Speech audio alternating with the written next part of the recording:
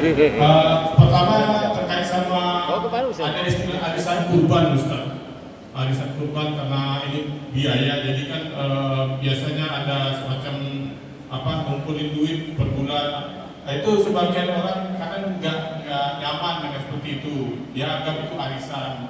Kedua, terkait sama pembagian tadi, Ustaz, untuk berkorban sepertiga, fakir miskin sepertiga, kemudian karib kerabat, sanak famili ada yang tolak sepertiga, dan tadi sudah di-spill juga untuk non muslim yang tidak memusuhi untuk melembutkan hatinya.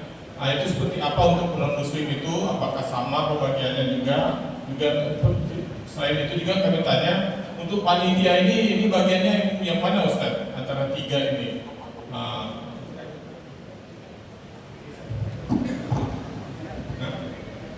Ya, seperti itu, Ustaz. Mungkin ada yang lain yang mau bertanya. Seperti itu pertanyaan dari kami. Dari mana? Dari mana nama? Kami Yuliadi, Pak. Yuliadi, Ustaz. Warahmatullahi wabarakatuh. Waalaikumsalam.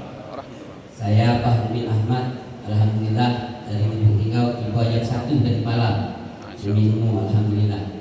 Yang pengen kami pertanyakan, tadi kami dengar bahwa sepertiga dibagi.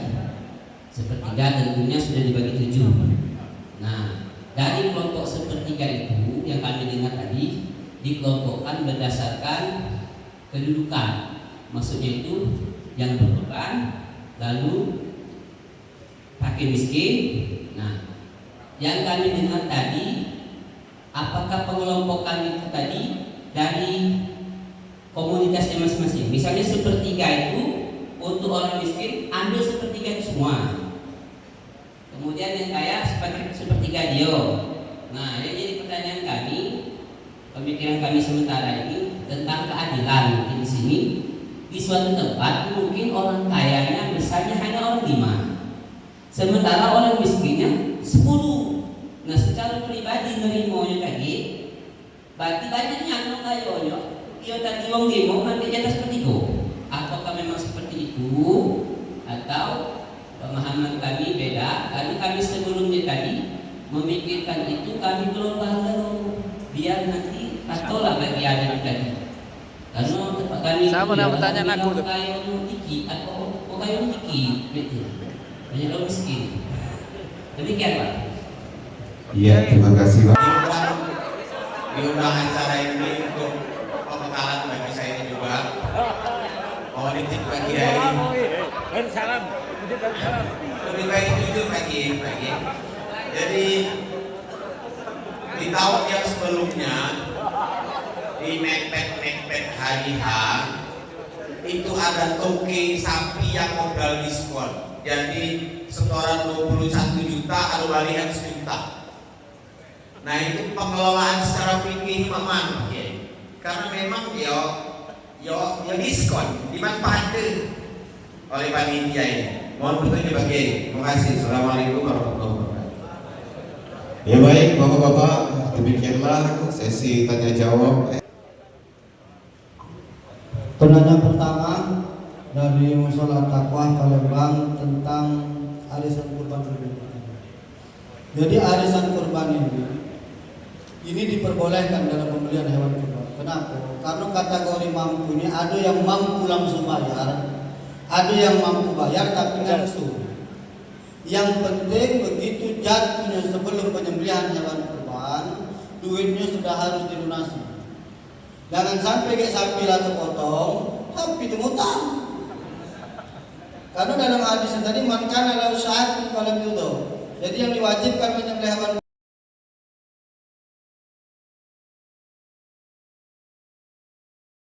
100 ekor kambing. Setelah diselidiki ternyata mereka iuran 10.000 sehari. Kali 10.000 sehari berarti setahun 3 juta.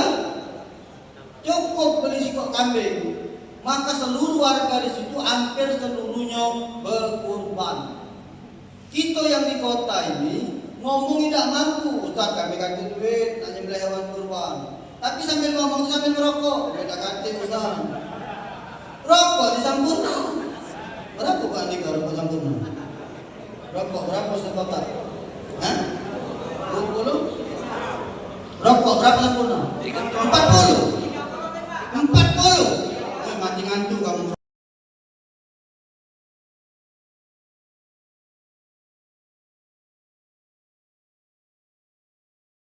Di gedung rumahnya arisan kurban datang ya diambil, tapi jangan ngambil kamu gedung daging nak kamu antar ke. Jadi kalau baca pas bagian di mereka ini dagingnya antar gitu untuk mereka yang melok-melok berkurban. Pembagian seperti kau Ustaz, ini hampir sama dengan pertanyaan yang kedua tadi dari Lubuk Linggau tentang pembagian seperti kau kurban ini ya. Ustaz, kali ini sikap non muslim yang ini lebih fokus kepada fakir miskin. Ustaz, di tempat kami ini ada non muslim, tapi kami ini menyembelih hewan kurban, boleh kami bagi? Boleh. Ambilnya dari sepertiga kali kerabat tadi. Ustaz, di tempat kami ini lebih banyak orang miskinnya, orang kayanya sedikit, boleh tak kami lebur sepertiga itu? Boleh. Kita tidak menyalahi syariat. Kenapa? Kita sudah ambil sepertiga itu punya yang orang kaya, sepertiga punya orang miskin tadi. Yang kali kerabat tadi orang kaya tidak perlu banyak, dia tetap dapat bagian, sisa mereka dibagikan kepada fakir miskin. Jadi tidak mutlak harus sepertiga itu diserahkan, tidak. Tapi yang sepertiga berkurban memang wajib punya dia itu hak bagian. Kalau dia ngomong, aku tidak terimanya sepertiga, bagus. Ada alasan lagi yang macam ini, bagus, ya.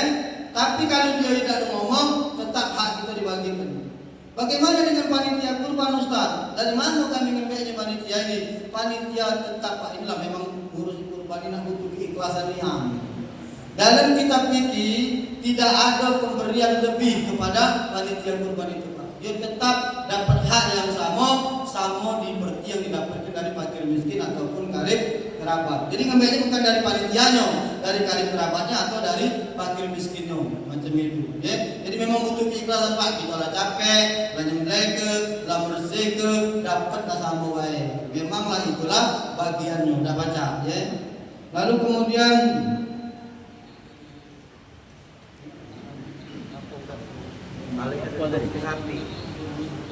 mana tukang sapi yang aja macam ini? Nak beli aku. Di air batu Pak Ji. Kita beli sapi 21 juta. Ini dari kampung ya, kampung Mas Trepen tadi. Pajak tuh. Gitu. Itu nomor dari kabupaten, dari kampung ya. Untuk bukan kampung baru ini. Kampung Mas Trepen. Ustaz, kita ini beli sapi. Beli sapi harganya 21 juta. Sama yang punya sapi. Di diskonnya 10 juta. Dibaliknya, nah, 1 juta. Dibaliknya, oh, bukan 10. Kalau 10 tadi aku cari tukang sapi dari mana? Bukan aku yang salah, ingat saya yang salah nih. Jadi beli sapi 21 juta, Ustaz. 1 juta di diskon. Tanya jelas-jelas diskon itu untuk siapa? Kamu yang nyari sapi kan, panitia misalnya. Puji dia, nah 1 juta ambillah kamu panitia. Berarti hak kamu itu. Kalau dia ngomong, nah ini 1 juta, balik ke panitia kurban. Berarti punya seluruh panitia kurban. Itu yang harus dipahami. Jadi akad di dalam Islam ini harus jelas. 1 juta itu entah apa, aku dah misalnya, memang agak tak belikan aku sapi. Ku carikan, mana sapi harga 21 juta. Tunjuknya. Ini Ustaz, berapa ini harganya? Aku jual 21 juta dengan Ustaz 20 lebih. 1 juta ambillah Ustaz. Punya aku. Jelas akadnya itu. Harga sapi ini 21 juta aku jual Ustaz, tapi dengan Ustaz 20 baik. 1 juta ambillah Ustaz. Punya aku. Jangan pula kamu ngomong 8 Ustaz. Jadi Ustaz kamu. Ini kan bagian masing-masing. Udah baca. Bagian masing-masing itu. Maka aku dapat 1 juta si sapi halal dijual oleh tukang sapi. Aku tidak mungkin ke jemaah. Jemaah kami harusnya 3 juta. Harganya 21. Mending tukang sapi 21. Tapi dia punya 20. 1 juta itu dengan aku. Bapak ya Ustaz benar-benar. Alhamdulillah. Macam itu ya. Jelasnya. Tapi bagi ke panitia itu lah. Ya. Maka Bapak Ibu yang dimuliakan oleh Allah, kawan-kawan, bab ini harus jelas. Terakhir sebelum saya tutup jam 9 saya harus jalan, Pak Dika harus isi dua. Jangan sampai waktu penyembelihan hewan kurban Bapak Ibu panitia menyembelih daging kurban untuk dimasak makan bersama-sama. Dituliskan. Lebih baik kamu belikan nasi bungkus. Kenapa? Banyak panitia kurban ini datang ibu-ibu bawa panci ke tempat penyembelihan, minta daging 3 kilo. Memang benar 3 kilo itu untuk masak, dimakan sama-sama. Kamu panitia yang lagi nyeset itu daging ini tadi, diambillah daging, taruhlah 3 kilo, diambil sama ibu ini ke dapur, dimasaklah, kamu makan, haram hukumnya. Ustadz, tapi kalau yang berkorban nyuruh masak, Ustadz, yang berkorban ini masak untuk panitianya. Jarang itu. Daging belum selesai. Oh iya. Belum selesai. Ada tempat kami. Haram hukumnya. Yang jatah aku masak. Kenapa haram, Ustaz? Karena daging yang kamu ambil tidak jelas. Oh iya. Daging itu punya tiga tadi. Iya, dia korban sikok sapi. Punya kali terabang. Untuk aku, untuk kamu masak. Dokter. Daging apa? Ada jawabnya kan? Kamu punya berkorban, kamu korban tidak nyuruh. Punya pakir miskin, kamu belum ngomong. Jadi yang kamu masak itu tidak jelas. Sementara dalam hadis Nabi Muhammad katakan al halal bayyin, haram bayyin, bainahuma mustabihat. Halal itu jelas, yang penting jelas akadnya tadi. Jadi ragu antara halal dan haram. Subhat, kata Rasulullah, subhat lebih mendekati pada keharaman, maka lebih baik jauhi. Kecuali Buji yang punya sapi, jatahku masak kelah belakang. Cuma dia sikok sapinya. Buji yang punya sapi, jatahku masak kelah belakang. Aku punya sapi sikok. Masuk. Iya, maka Aku jelas ngomong, akad. masaknya jatahku. Begitu diseset 5 kilo.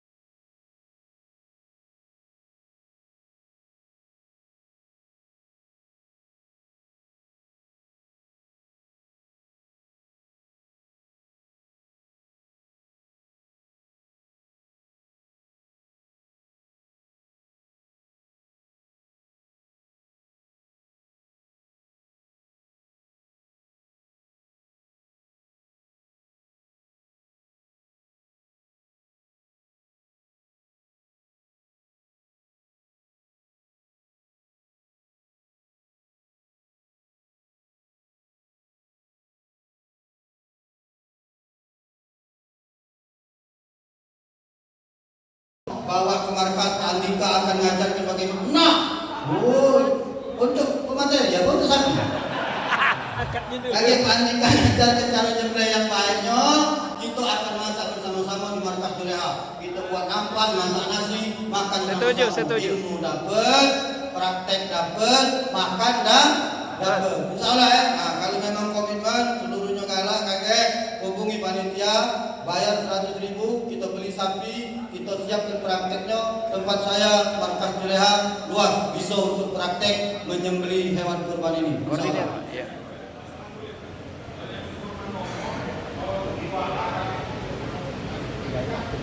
Lah tadi kan Korban kemudian ngomong, "Mbaklah kamu." Aku lah iya. Berdasarkan apa-apa yang disampaikan dalam fikih dan hadis terkait dengan penyembelihan. Makanya mohon izin sekali lagi Pak, kami ini rata-rata di Juleha ini semuanya praktisi.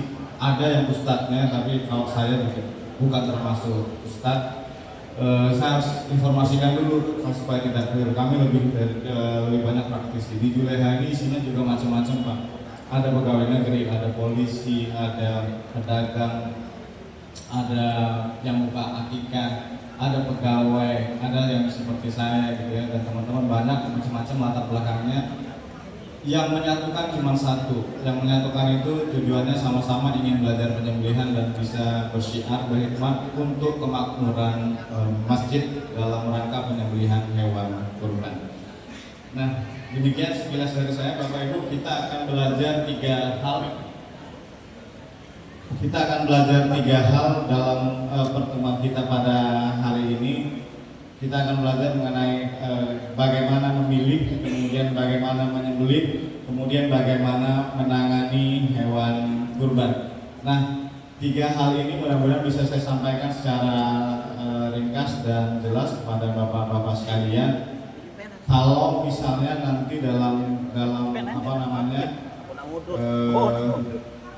pelaksanaannya Bapak Ibu kurang jelas, kami di Juleha bersedia untuk datang ke masjid-masjid Bapak Ibu sekalian. Mudah-mudahan insya Allah punya waktu, punya tenaga dan punya sehat, kita bisa datang untuk memberikan penjelasan lebih rinci kepada Bapak sekalian.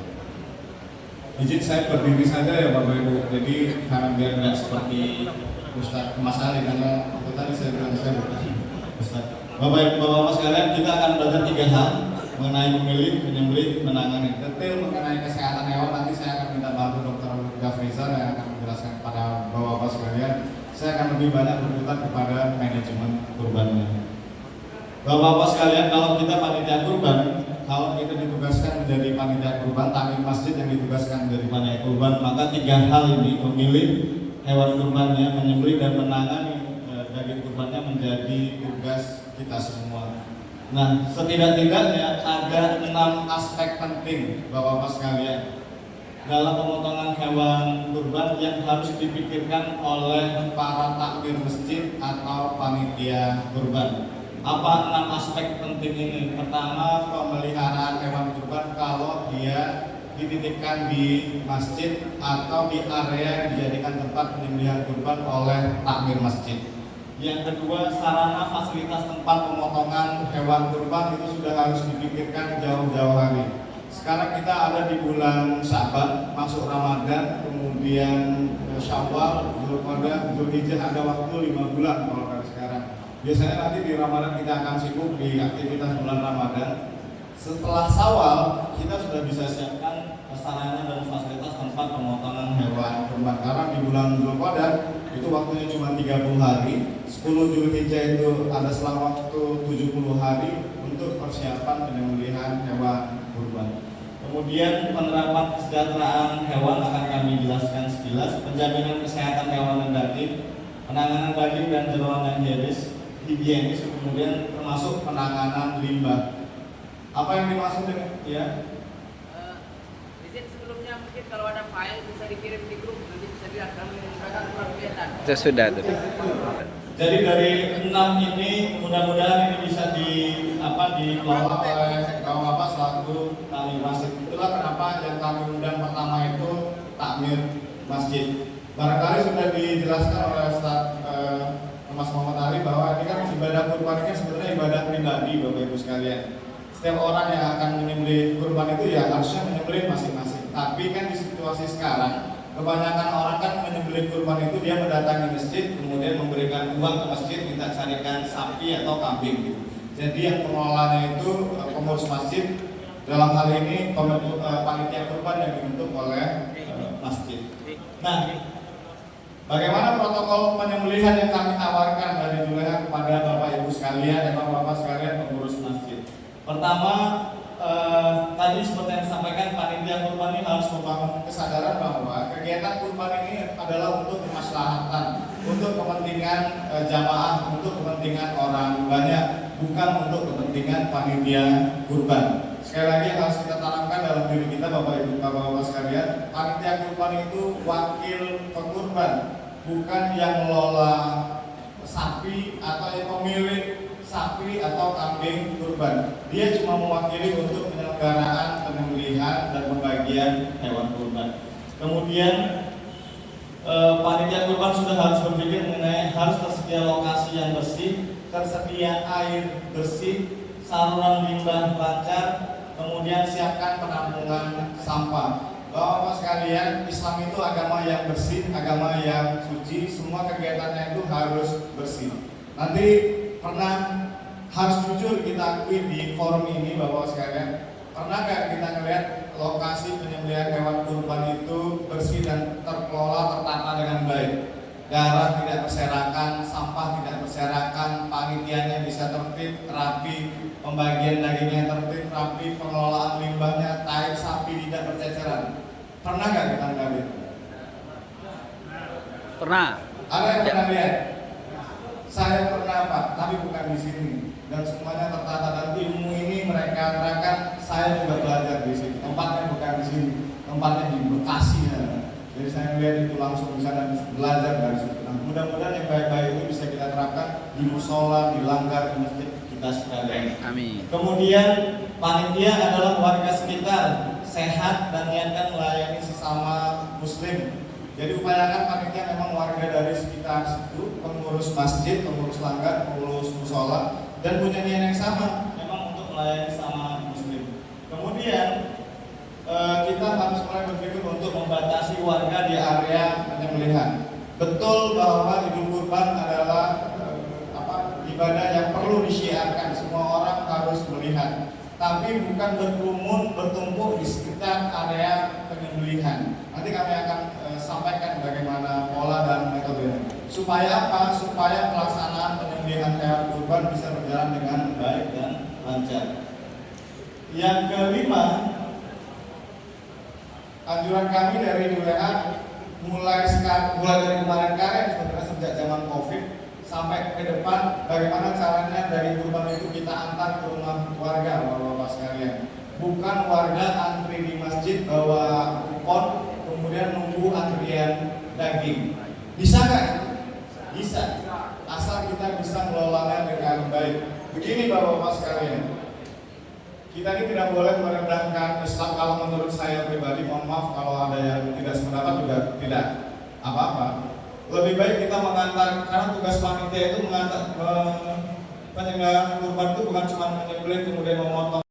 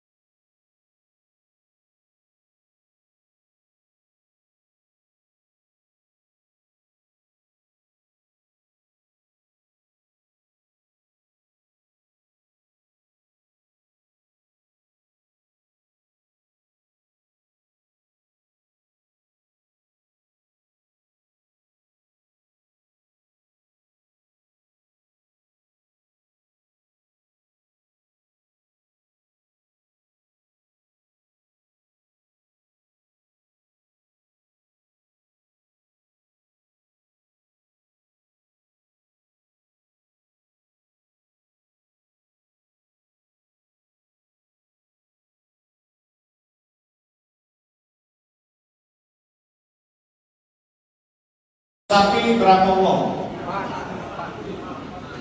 Bukan yang pengurbannya, panitianya. Kalau pengurbannya tadi sudah dijelaskan. Sito sapi berapa orang panitianya? 7, 6. Kalau 5 sapi kali 7 berarti 35 panitianya. Kambing, satu kambing berapa orang? Satu kambing satu orang. 2. Nah, bapak sekalian, prinsipnya kita harus membatasi juga jumlah panitia supaya apa bapak-bapak? Tapi terserah bapak-bapak sekalian, supaya setiap orang ini tahu siapa mengerjakan apa. Bukan dia datang dari rumah pakai baju kos kutang baik, celana pendek, bawa pisau, tidak tahu apa yang digawe itu pak. Makanya kita harus menunjuk orang siapa mengerjakan apa harus jelas. Bagaimana proposal kami? Pertama, untuk 1 orang koordinator lapangan itu cukup 1 sampai 2 orang. Tugasnya apa? Namanya koordinator. Dia ini bisa jadi ketua masjid atau ketua panitia kurban. Ya kalau ketua panitia kurban tidak salah untuk mendokumentasikan kegiatan pakai HP, foto-foto misalnya. Kemudian mengecek kesiapan perlengkapan.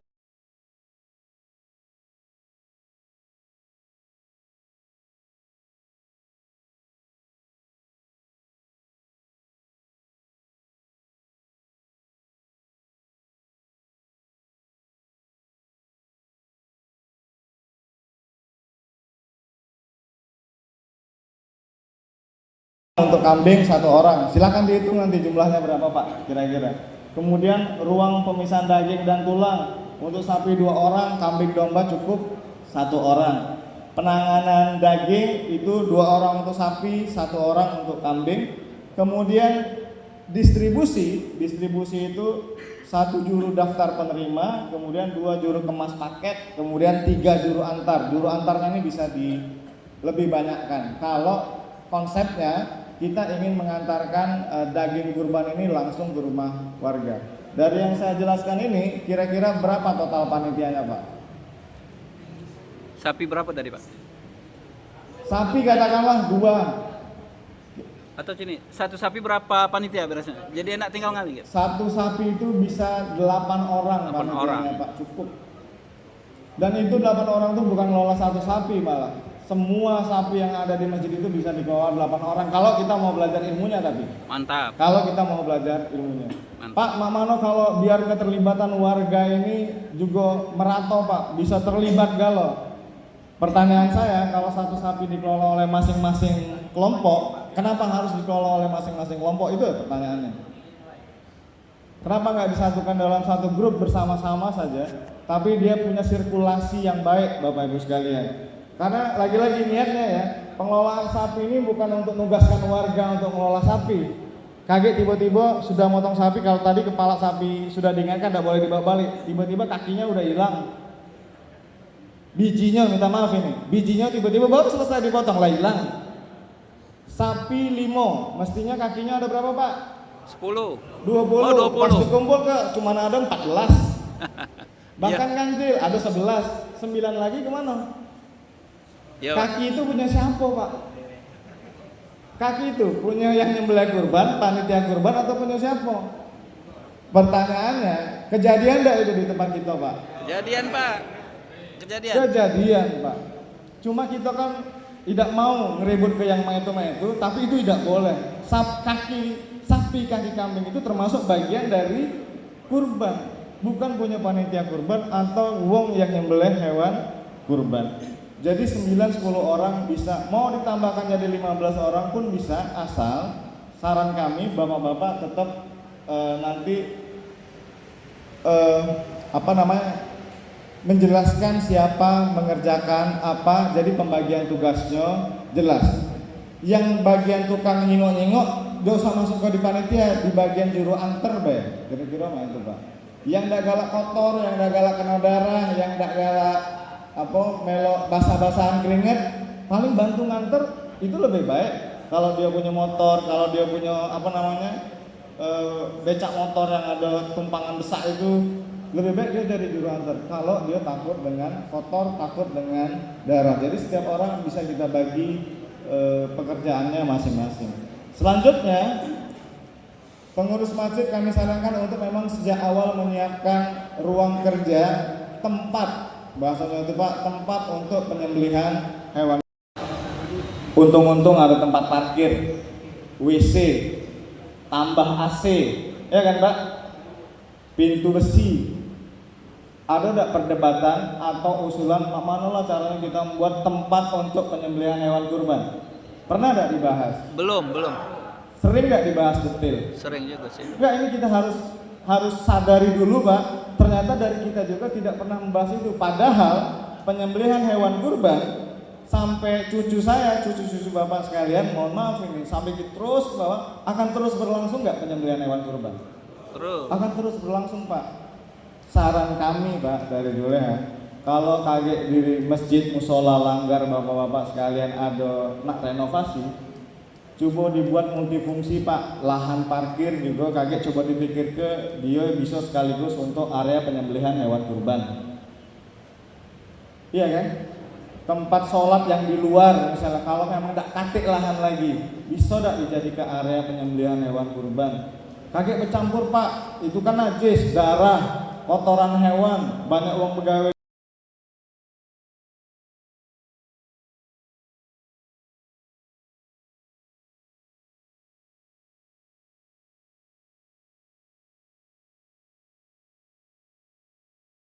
Karena kita juga pengen ngikutin ngelola sapi ini biar bisa berdiri dan tertidur di tempat ini, kita harus punya lahan yang cukup luas untuk gerak panitia dan si sapi.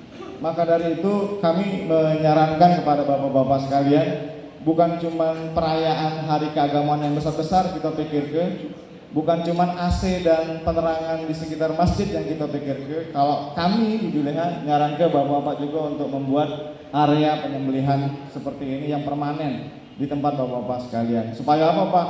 Supaya nanti remaja-remaja masjid, karena yang datang ke sini juga kebanyakan yang lebih senior dari saya ini, supaya remaja-remaja, saya yakin kalau bapak-bapak yang lebih senior dari saya sudah paham pisau yang khusus digunakan untuk sembelih, pisau yang memang tidak digunakan untuk urusan yang lain, pisau yang tidak digunakan untuk ngapak pohon, belah kelapa, kemudian untuk kita bersih ke halaman, itu jangan dipakai, Pak. Pakailah pisau yang khusus untuk menyembelih hewan kurban. Pisaunya boleh menggunakan pisau baja, truk yang sudah dijadikan pisau, atau pisau stainless. Kalau bapak tanya saya, bapak lebih banyak gunakan pisau apa golok? Saya lebih banyak gunakan pisau. Kalau bapak ada yang pengen pakai golok, boleh. Tapi yang paling jelasnya pisau sembelih dia harus khusus untuk nyembelih hewan kurban, Pak. Tidak boleh dicampur pisau nyembelih ini dipakai untuk motong daging, nyincang tulang. Ngapa tidak boleh? Pertama, pisaunya pasti rusak. Yang kedua, bukan peruntukannya, Pak.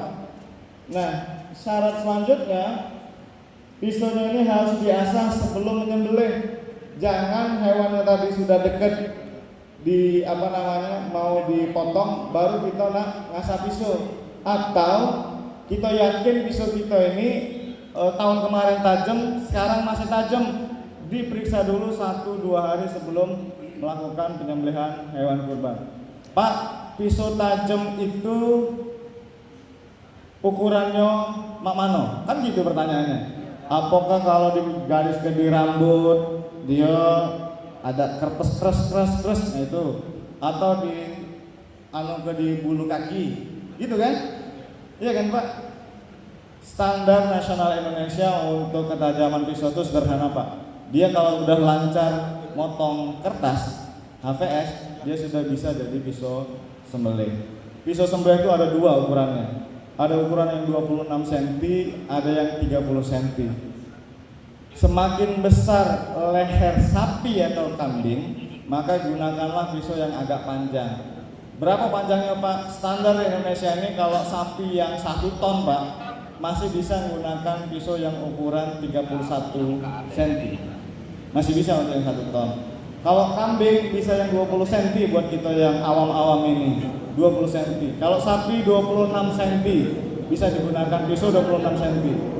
Pakai pedang boleh deh, Pak, kan dia juga khusus untuk nyembelih, memang usia khusus, tapi panjangnya berapa? 50 cm. Cak pedang zaman dulu, zaman Belanda itu bisa tak? Bisa, Pak, tapi susah untuk gerakkannya, untuk mengendalikannya. Jadi kalau dalam standar nasional Indonesia, bapak-bapak sekalian, pisau itu setidaknya 1,5 kali lebarnya dari leher sapi atau kambing yang akan kita sembelih. Saya kasih contoh begini.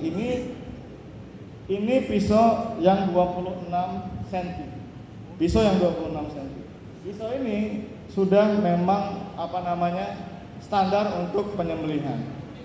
Menurut orang ini pisau ini kok bukan cak golok, Pak, cak pisau dapur, betul. Tapi pisau ini kalau kita tebaskan di sini lancar, Pak. Nih. Doa usah ke rambut, Pak. Doa usah ke rambut, doa usah ke bulu kaki. Pak, dia ini apa nak sampai bisa letak rambutnya? Tidak, Pak. Kalau dia udah lancar di HPS ini, leher sapi insya Allah selesai, Pak. Bisa dalam 1 kali sayatan kita bisa nyembelih hewan kurban. Nah, bapak-bapak panitia kurban, kami minta tolong betul. Bukan harus menggunakan pisau ini, ketajamannya kalau pacak, Pak, sama pecah yang kami contoh ini. Daripada kaki aku sangko ngolah ke main nih, Mohon maaf Pak, izin. Bapak, coba pakai pisaunya Pak. Nah, untuk kertas. Untuk kertas Pak. Awas kena kawannya Pak.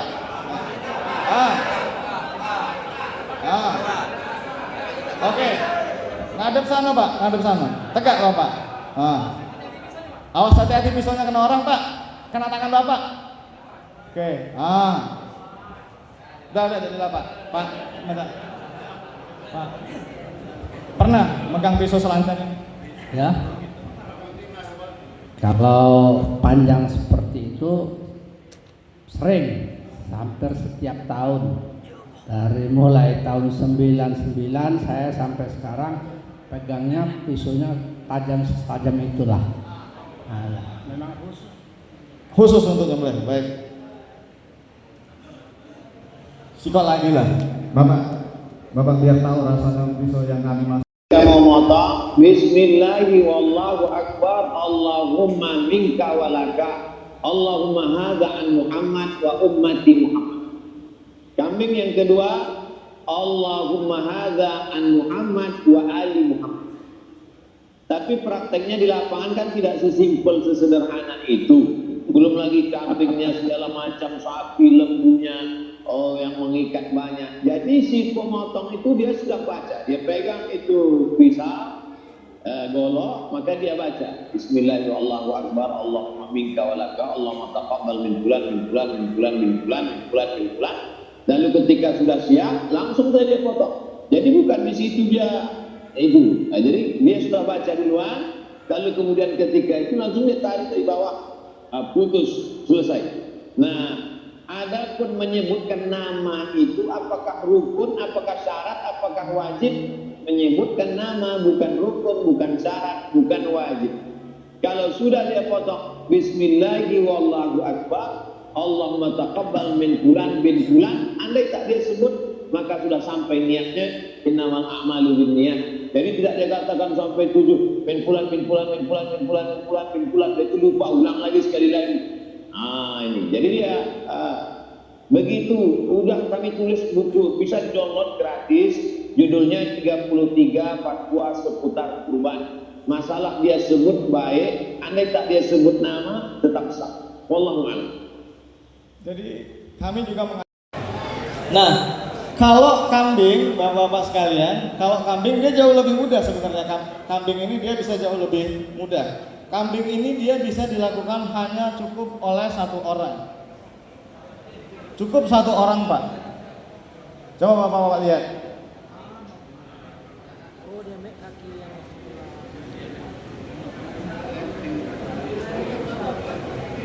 Cukup satu orang, ini udah bisa disembelih. Bahkan kambingnya ini tidur Pak. Tidur dan benar-benar siap untuk disembelih. Tuh, ditinggal. Ditutup mata.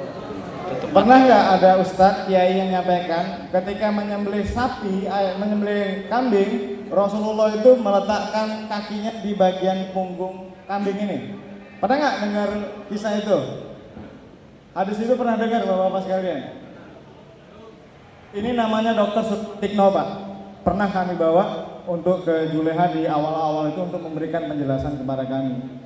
Saya nanya, Pak dokter, ini kenapa sapi ini, kambing ini bisa tenang seperti ini?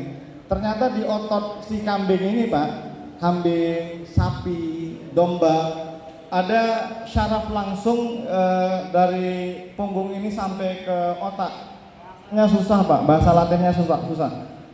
Nervus spinal accessorius ramus dorsal namanya. Sederhananya, jika bagian ini ditekan pakai lutut, maka kambing ini bisa tenang. Saya dapat juga dari teman kemarin, saya tanya, ternyata dia udah usah diikat kakinya Pak Andika. Kalau dia tidak diikat malah dia jauh lebih tenang. Nah, kalau dengan situasi begini, untuk pemotongan kambing cukup dilakukan satu orang kalau memang sudah punya ilmunya. Bisa nggak dipelajari? Bisa Pak. Kami awalnya dulu nggak bisa, tapi pelan-pelan kami semua di Juleha mulai bisa mempraktekkan ini. Nah, kalau udah selesai semua Pak, semua biasa bapak-bapak sekalian. Cuma bedanya kalau dari bawah ke atas, maka darah akan mengucurnya ke bawah. Semprotannya dia akan ke bawah. Tapi kalau dari atas ke bawah, itulah yang muncratnya itu ke penyembelihnya, ke sekitarnya itu yang terjadi. Nah, apa yang harus disembelih Pak? Kita disunahkan untuk sayatannya dilakukan 1 kali sekaligus, memutus 3 saluran, saluran pernafasan, hulkum, saluran makanan, mar'i, dan pembuluh darah wajdain. Jadi hulkum, mar'i, wajdainnya harus terputus. Kalau dalam bahasa kedokterannya yang nanti Pak Jafri, arteri korotis dan vena jugularis itu ada di leher si hewan itu yang harus kita putuskan. Saya ingin menginformasikan juga ke bapak-bapak sekalian, para ulama kita ini berbeda pendapat Pak mengenai batasan minimal pada urat leher yang harus dipotong saat melakukan penyembelihan. Ulama mazhab ini ada beda pendapat. Mazhab Hanafi berpendapat bahwa dicukupkan dengan memotong 3 urat saluran dari 4 saluran. Maliki berpendapat sahnya sembelihan dengan memotong tenggorokan, saluran pernafasan, dan 2 urat di sisi leher tanpa harus memotong kerongkongan atau saluran makanan. Ulama mazhab Hanafi dan Hambali berpendapat sama bahwa sahnya sembelihan dengan memotong tenggorokan dan kerongkongan. Darahnya. Nah, semua ini kita potong nih 1, 2, 3, 4. Yang putih ini, yang agak coklat ini, yang biru ini, yang hijau ini semua yang harus dipotong. Kalau ada satu bagian yang tidak terpotong Pak, biasanya itu yang menyebabkan sapinya itu bisa berdiri lagi. Karena nggak sampai seluruh bagian ini terpotong, atau dia motongnya baru batas ini Pak. Jadi yang keluar itu cuma darah leher aja, bukan hulkum mar'i wajdainnya, bukan saluran kerongkongan, saluran makannya dan Darah. saluran darahnya, bukan nadinya si sapi ini yang dipotong. Ini isinya darah semua, ini saluran makan dan ini saluran pernafasan. Ini semua harus dipotong. Bagaimana tekniknya? Titiknya ada di mana? Kira-kira di sini Pak. Ada rumus 531 kalau kami di Juleha ini. Untuk di sapi, dia 5 jari dari bagian belakang kupingnya si sapi, 5 jari. Jadi kalau kita motong tuh di sini, kita potong. Dia akan ketemu di ruas tulang kedua ini di bagian sini, dan semua ini kalau kita ayunkan pisau kita nih, semuanya saya pastikan pasti terpotong. Kalau cara penyembelihannya benar, semua ini terpotong. Kita sudah jalankan sunnah, kemudian kita sudah jauh dari selisih pendapat para ulama. Kemudian sapinya atau kambingnya yang kita sembelih ini matinya bisa sempurna karena darahnya benar-benar keluar. Nanti kalau ada yang pengen didetailkan boleh Pak, silakan. Nah, kita ini Pak menyembelih sapi, menyembelih kambing, menyembelih domba diminta melakukan secara ihsan. Apa yang dimaksud dengan ihsan ini? Ya dengan baik Pak, tidak menampakkan pisau, tidak menyakiti hewannya. Kemudian banyak hadis-hadis yang menyatakan jangan mengasah pisau di dekat hewan sembelihan. Apakah kita mau membunuh hewannya 2 kali? Iya kan? Jangan membunuh orang ataupun hewan ini dengan pisau yang tidak tajam. Kalau mau menyembelih, sembelihlah dengan pisau tajam dan cepat supaya tidak merasakan sakit. Kalau kita pengen ihsan, kita harus belajar ilmu penyembelihan Pak. Supaya tidak apa? Ini boleh dilihat Pak. Ini kejadian juga di tempat kita nggak yang seperti ini.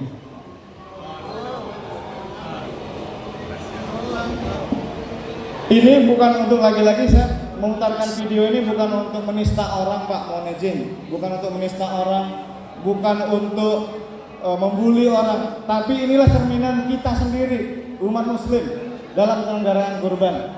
Ini pisaunya udah nggak tajam, nggak jelas, dipotong ke sapi sebesar ini, digorok-gorok gitu. Ini juga Pak,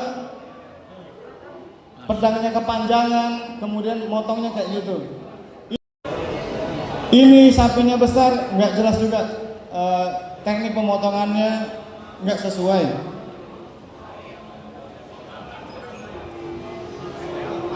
Pertanyaan saya, mohon dijawab Pak sambil nonton ini. Kejadian nggak ini di masjid sekitar kita? Pernah.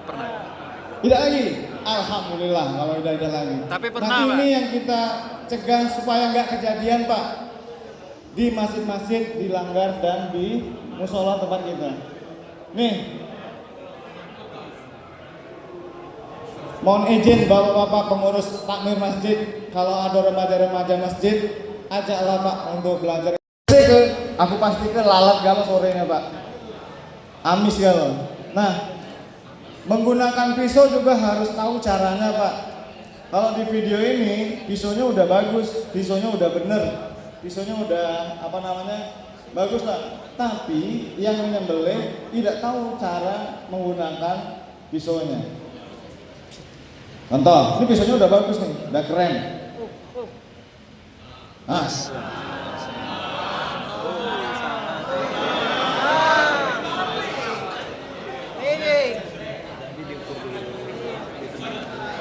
ayo. Padahal pisaunya tuh bagus Pak, dan dia motongnya terlalu jauh, dekat ke bawah udah. Kalau tukang jagal zaman dulu memang motongnya sampai sejauh ini Pak. Karena apa? Karena diubah kepala, jadi bisa ngambil daging leher. Itu udah 7 kilo Pak, daging leher itu. Nah, terus dia terus motong sampai ke belakang. Padahal kalau kita udah tahu, kalau sudah terpotong hulkum mari wajadainnya tadi, udah cukup, nggak udah sampai ke belakang sini. Kalau kita memang udah tahu ilmunya, kita udah tahu batasan untuk penyembelihannya. Gimana contohnya? Contohnya ini Pak, kalau kita udah tahu terputus hulkum mari wajadainnya, dah kan nggak lama.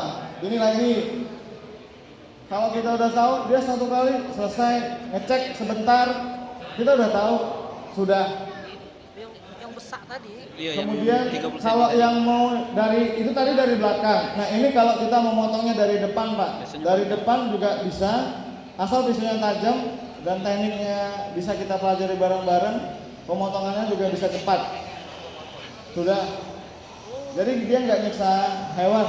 Yang satu lagi nih yang sebelah kanan layar juga kalau bisa kita motongnya seperti itu. Makanya bapak-bapak ajaklah remaja masjid, bapak-bapak sekarang juga belajar untuk motong hewan kurban seperti ini. Ini pemotongan kami di Kampung Tauhid Sriwijaya, dia lebih dari 1 kali, 2 kali, tapi kesempurnaannya tetap terjaga. Misalnya gitu Bapak, selesai. Oh, tuh 2, 3, oke. Oke ya, bapak-bapak ya, itu cara pemotongannya nanti kita akan belajar. Nah, saya tidak menyarankan bapak-bapak, tidak menyarankan ketika motong hewan kurban ini ditutupi sama kardus, daun pisang, pohon daun-daunan pecah ini. Ngapo? Enggak, saya mau nanya, ngapo nak ditutupi ini ngapo? Sepeda mercik. Ngapo? Sepeda kepercayaan Ustaz. Alasannya ngapo? Enggak kepercayaan darah. Kalau takut darah jangan bagian motong, bagian bungkus bae atau bagian nganter bae Pak. Kalau takut jangan bagian melok megangi sapi ini. Ini kalau tutup ini Pak, yang nak dipotong nih tidak terjingok Pak, apa-apanya tidak terjingok. Jadi buka aja, muncrat Pak kakek. Makanya tadi sudah disampaikan, yang takut kena darah, bagian bungkus baik. Ini bukan ngatoi wong Pak atau ngoyoi wong, bukan tidak. Karena kita pengen tahu proses penyembelihannya benar. Yang urat yang sudah harus diputus itu kita kelihatan gitu loh. Nah yang kedua ini Pak diganjel pakai bambu di bagian sapi ini. Diupayakan jangan Pak, diupayakan jangan. Jadi karena kalau ikatannya juga bagus, kita akan bisa. Sebenarnya di Juleha ini banyak yang harus kita pelajari Pak. Simpul ngikat, simpul tali, cara ngikat, cara banyak segala macam. Tapi nanti pelan-pelan akan kita pelajari semua. Nih sambil begawi sambil merokok, tidak apa-apa merokok. Kalau sudah jadi lagi begawi, ini kali itu cucu uang Pak. Terus ini pisau, kalau ditutup gini tidak ketahuan ke tangan siapa melok keiris Pak. Iya, jadi minta tolong gak usah ditutup Pak, biarin aja terbuka. Nah, setelah kemudian uji refleks tubuh hewan lewat matanya, buntutnya kita pegang masih bergerak enggak? Kalau sudah tidak kate nyawanya lagi, si penyembelih ini yang harus menyatakan kematian hewan sembelihan ini. Karena itu tanggung jawab dia Pak. Dia nyembelih, jangan langsung ditinggal. Gereja lagi mati dewek. Tiba-tiba ada yang datang potong. Kalau itu jadi bangke, tanggung jawab siapa Pak? Kalau itu jadi bangke, tanggung jawab siapa? Penyembelih Pak. Makanya penyembelihnya harus menyatakan kematian hewan sembelihan ini. Jangan habis nyembelih langsung ditinggal. saya juga termasuk yang ngeritik teman-teman di Juleha. Kalian kalau nyembelih jangan langsung ditinggal, lihat dulu. Jangan ngerasa sok-sok sudah selesai. Pastikan dulu memang darahnya ngalir, semua urat terputus, baca doa dulu baru ditinggal. Karena begitu pisau ini diterangkat, jeda waktunya lama, hewan ini belum mati bisa jadi bangkai, Pak. Apalagi hayatul mustaqirohnya udah nggak ada lagi, kita potong, Pak, bangkai. Penyembelihnya harus bertanggung jawab. Setelah itu baru menginformasikan penanganan lanjutan setelah darah tidak memancar. Penanganan lanjutannya ke siapa? Ke bagian yang nguliti hewan. Jadi jangan motong ke ladasan ego, Pak, yang nguliti tidak katik. Dagingnya bisa seperti ini, Pak, dia, Pak. Pembusukan dia putih, bau. Pernah kejadian? Mudah-mudahan tidak ada yang kejadian, baik pada sapi maupun pada kambing. Kemudian panjang 150 cm, lebarnya 30-40 cm lah. Beli. Mau tanyakan bagaimana metode pengasahan yang baik ya menurut standar Juleha, kemudian berapa lama untuk mendapatkan hasil sampai terpotongnya kertas tadi. Pertanyaan yang kedua ini mungkin sudah tadi ditanyakan dengan Ustadz Kemas, tapi tidak apa ditanyakan di sini. Apakah boleh kita mengikuti kurban online? Yang kedua. Yang ketiga, ada 4 ini Ustaz. Pengelolaan kaki, ekor, dan yang disampaikan tadi biji, ya, dan perut, ini seperti apa? Karena selama ini sering kita menjadi panitia tuh kaki, biji dan lain-lain itu hilang. Tolong dijelaskan lagi. Kemudian apakah perut ini juga termasuk limbah yang harus kita buang atau diolah? Oke. Sedangkan yang keempat, yang terakhir ini Ustaz, apakah selama ini kita menjadi panitia karena ketidaktahuan kita terhadap aturan syariat yang sudah disampaikan tadi, yang sudah diajarkan oleh Nabi kita Rasulullah SAW mengenai pengelolaan hewan kurban ini? Ya, selama ini kita panitiaan mendapat kadang kaki, ya kaki depan, kadang ekor, nah kadang butut. Nah, apakah ini kita hukumnya berdosa? Nah, demikian saja pertanyaan dari kami. Billahi taufiq wal hidayah. Wassalamualaikum warahmatullahi wabarakatuh. Waalaikumsalam warahmatullahi wabarakatuh. Kalau pisaunya udah tajam, kalau setelah penggunaan biasanya kami di teman-teman Juleha ini cukup di stropping aja seperti ini, Pak. Dia udah mengembalikan ketajamannya. Atau kalau memang dirasa kurang tajam, kami rasa kurang tajam, maka diasah pakai pengasah kayak gini. Ya, pakai pengasah nih, alat pengasah seperti ini. Boleh nggak pakai pemintal benang, pakai apalagi tuh kalau biasa orang tua zaman dulu tuh, hah? Pakai kulit ikat pinggang, silakan. Yang mana yang bapak punya. Tapi buat yang profesional memang dia pakainya kayak gini, Pak. Kan zaman sekarang ini kan peralatan ini makin canggih-canggih, jadi ini lebih mudah menajamkan. Kalau dari 0 sampai tajamnya ini berapa lama, Pak?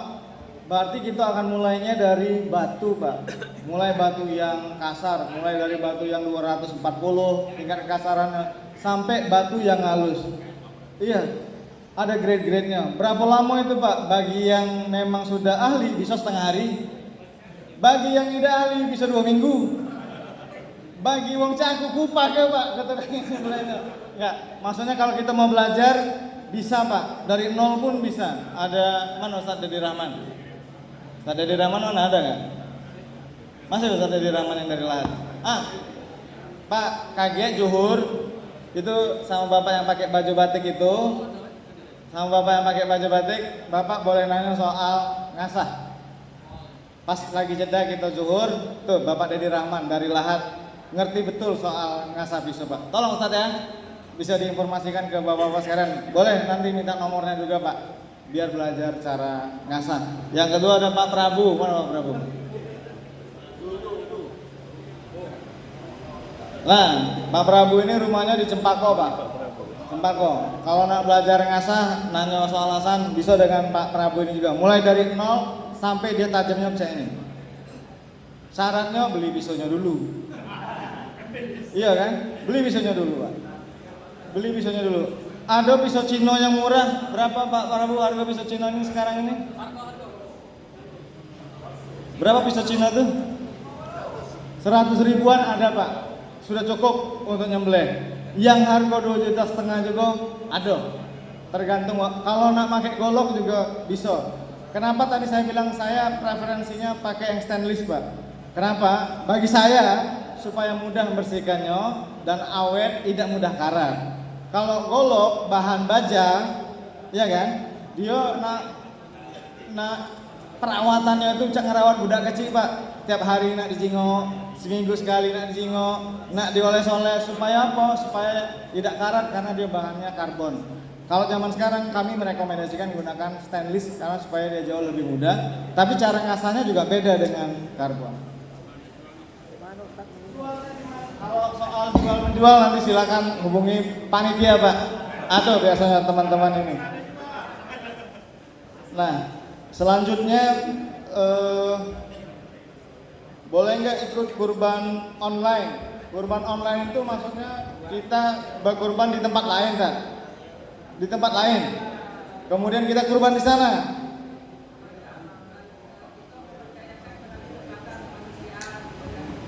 Boleh, tapi di sekitar tempat tinggal Ustadz masih butuh kurban nggak? Kalau pikiran, kalau dia cukup tetangga sebelah kita itu masih kekurangan nggak? Kalau masih kekurangan yang dekat-dekat dulu Pak. Jadi begini, pas zaman COVID,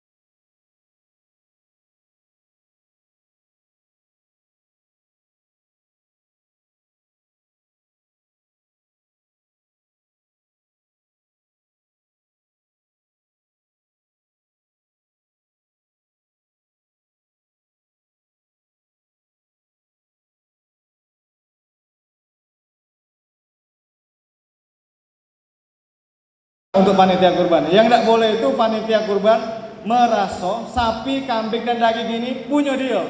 Dia yang ngatur.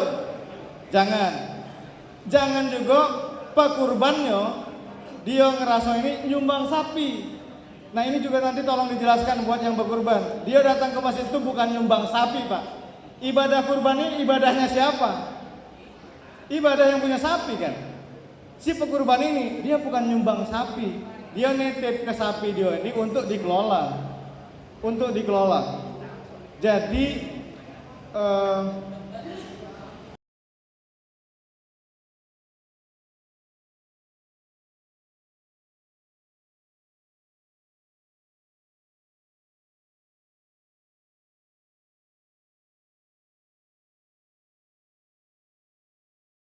perusahaan kan? Ya tidak ada. Jadi cuma untuk membagi-bagi daging kurban. Nah ya, ini boleh, nggak apa-apa, ya kan? Tapi kalau atas nama pribadi kurban ini nggak masuk syarat. Ya, oke? Ya. Nah, ini udah habis waktunya. Ini sudah dijelaskan oleh Pak Andika tadi. Tapi intinya kalau tidak punya ruangan yang cukup tadi dibuatkan SOP-nya Pak. Ya, kalau anak nanti dikasih tempat penanganan dagingnya di atas meja. Tapi itu penting, meja itu penting untuk penanganan daging. Ini nanti gambar saya, ini contohnya Pak ya. Ini di Pertamina Pelaju, ya. Semua daging juga digendong, digantung ya, digantung. Ini nggak boleh. Nah, ini yang salahnya nih. Ini nggak harusnya pakai ini. Ya, pakai box. Nanti setelah sudah box baru dinaikkan di atas meja. Ya, kalau ada harapannya begitu Pak. Harapannya pakai meja. Nah, ini meja-meja begini. Ya. Nah, ini nggak boleh nih. Nggak boleh nih sampai begitu. Ya. Ini kebanyakan di tempat kita nih. Ya. Oke.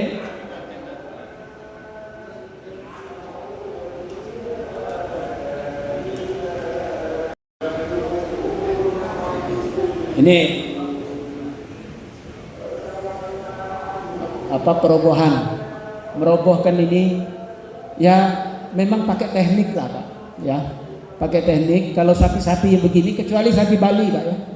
Kalau sapi Bali itu karena di sininya itu nggak bisa nggak kena otot sarafnya. Kesehatan sapi itu sendiri. Ya. Kalau sapi itu mau dipotong secepatnya, mereka itu kan memasukkan air sebanyak-banyaknya, sehingga apa? Masuk ke paru-paru juga Pak. Ya, masuk ke paru-paru juga. Sehingga apa? Pada saat diternakkan di sini, dia terjadi keradangan paru-paru, emfisema paru-paru. Ya. Biasanya rusak paru-parunya. Itu nggak lama akan mati.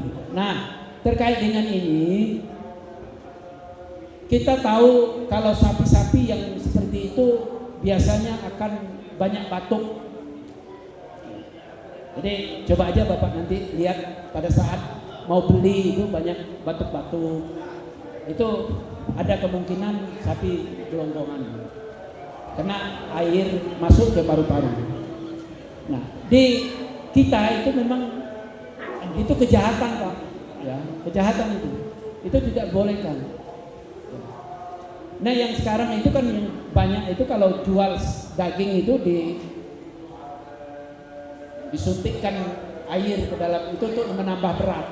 Sebenarnya gelonggongan itu juga menambah berat timbang. Dia mau menjual kemudian ditimbang itu kalau 10 liter udah naik 10 kilo. Kalau 10 kali 47.000 misalkan ya, kilo sudah 450.000. Nah, di situ ya. Jadi itu mestinya harus diawasi semua, baik kepolisian sebenarnya ini. Itu kejahatan dan itu adalah kriminal. Terima kasih. Oke, terima kasih Pak. Lebih ke Idul Adha itu kami mengadakan sebangsa kumpul-kumpul ngopi Pak. Ngopi bareng sama takmir-takmir masjid di Kabupaten Lahar. Jadi sedikit kita muzakarah ulang lagi bagaimana teknik asah dan lain sebagainya, atau mungkin ada hal-hal yang ditanyakan berkaitan dengan proses penyembelihan dan pelaksanaan kurban, atau kita praktek asah bareng.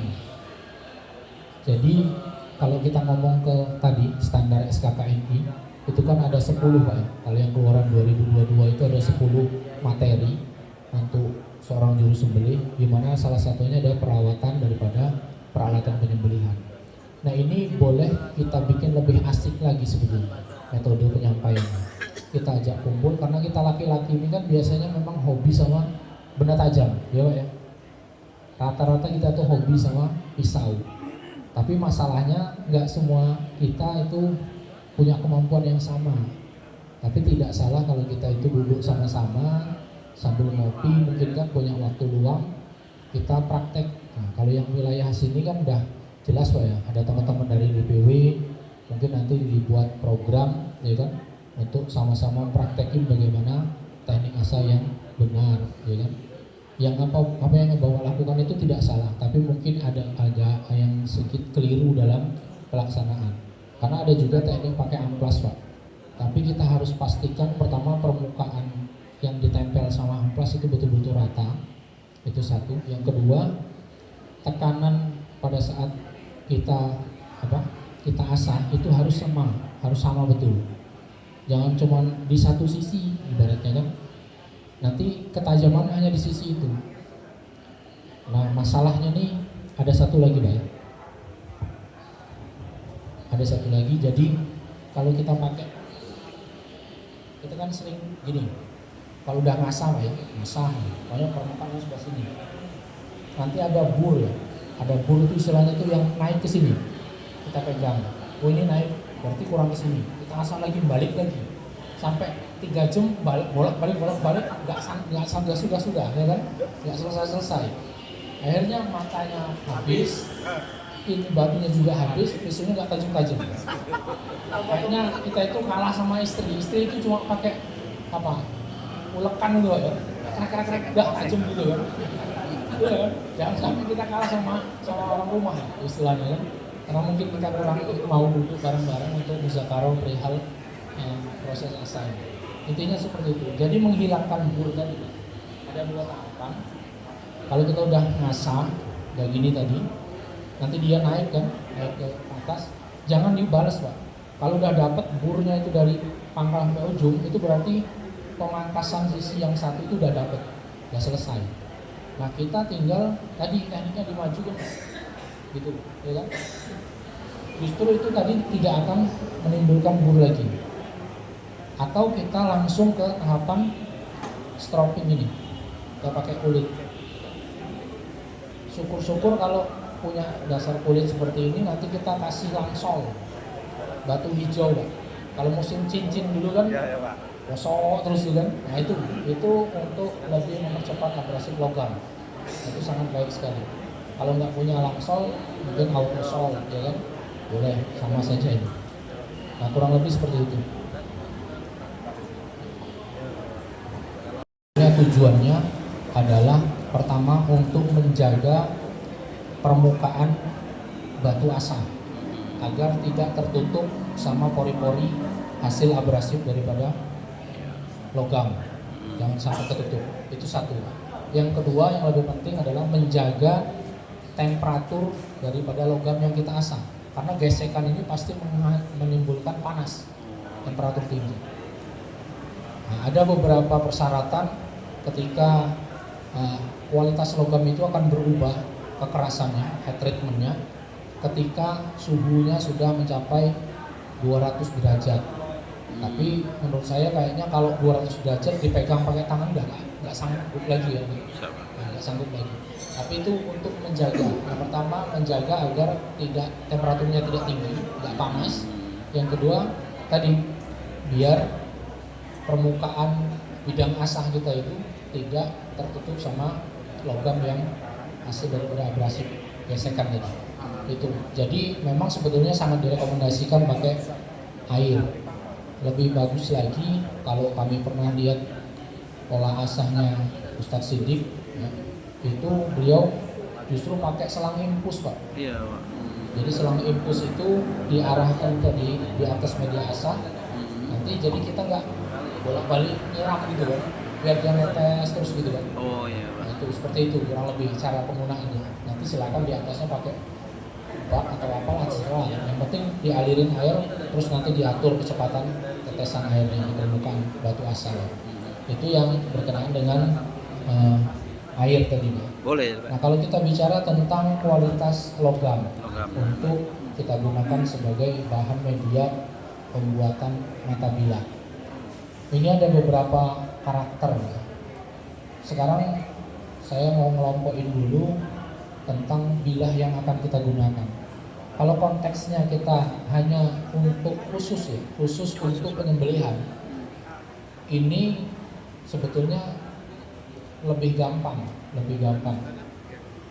Mohon maaf, di sini kami sampaikan bahwasanya kami juga hari-hari ini kurang lebih Pak, termasuk bisa dikatakan praktisi bikin bilah juga Pak. Mantap. Jadi di rumah itu ya awalnya juga seperti itu.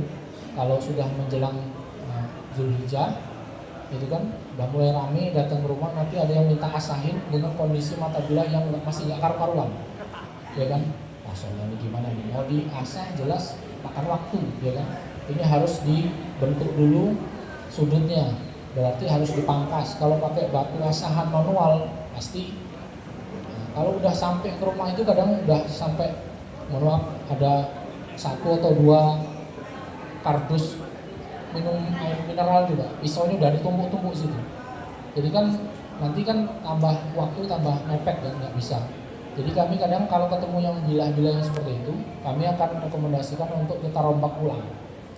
Jadi kita lepas handle-nya, nanti kita bentuk lagi. Setelah dibentuk kita sepul lagi. Nah karena aktivitas itu kita kan butuh tempat, butuh tukang pandi, ya. Dan bolak-balik ke tempat pandi kan akhirnya makan waktu juga. Akhirnya udah diputusin ya kita kerjain sendiri juga. Alhamdulillah beberapa waktu ini sangat-sangat membantu proses itu. Nah ini untuk tadi kalau untuk mata bilah yang akan kita pakai untuk sayatan, Pak, istilahnya itu sayat, jadi nggak ada benturan hentakan, itu sangat kami rekomendasikan kita pakai kelas-kelas bearing, Pak. Kelas bearing. Bearing. Logikanya seperti ini. Bearing itu memang dari pabrikan didesain untuk gesekan tinggi, ya kan? Memang ada pelumasan di situ. Tapi penggunaan bearing itu pasti di atas 1 tahun, ya kan? Kalau nggak memang salah teknik pemasangan, itu nggak akan rusak dalam kurun waktu 1 tahun. Jadi bearing itu roller bearing, ya kan? Bolanya, inner sama outer bearingnya itu, walaupun gesekan terus menerus dengan beban tinggi, itu nggak rusak dalam 1 tahun. Kalau memang tukang pandinya, ya kan, yang nyepuh itu bagus, kasar ngomong gitu kan, nah itu pasti tidak akan mengakibatkan kerusakan walaupun hanya gesekan pada tulang leher, ya kan.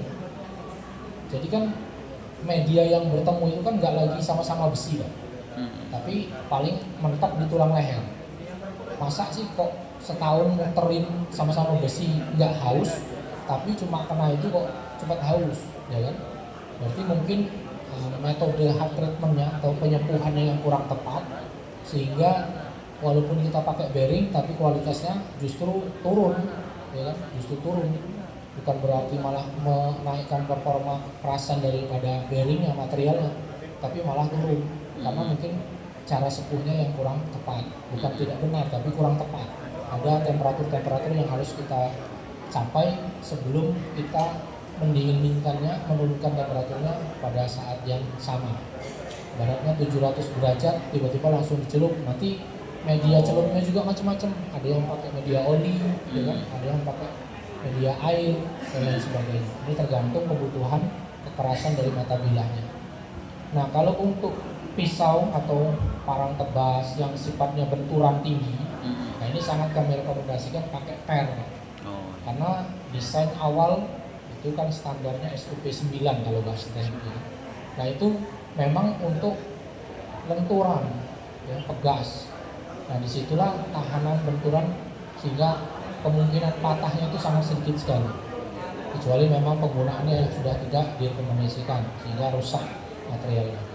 Nah itu untuk dua material itu. Kalau yang di atas daripada bearing, kalau untuk pisau ini khawatirnya jatuh patah, ya. Ya, kalau kita pakai, pokoknya kita pakai mata bubut, bohler, ya, yang kelas-kelas seperti itu khawatir kalau nggak hati-hati, kalau udah sepanjang ini jatuh patah, Pak. Getas. Sayang sekali, gitu. Bikinnya udah mungkin habis duit banyak, ya taunya salah sedikit jadi masalah. Getas. Jadi ada beberapa pilihan. Kalau untuk pisau seset, pisau sembelihan, silakan Bapak coba pakai bearing tadi, ya. Itu sangat baik. Tapi kalau kita nggak terlalu paham perawatan, memang kalau yang pakai kadar karbon tinggi seperti itu, potensi karatnya sangat tinggi sekali, Pak. Sangat tinggi sekali. Ini juga sangat berpengaruh. Kalau kita udah memang pinter ngerawat bilah, nggak masalah. Karena kalau kita ngasah pakai air tadi, Pak, kita ngasah pakai air, kita gosok permukaan yang sisi kiri, yang kanan udah kuning, ya kan?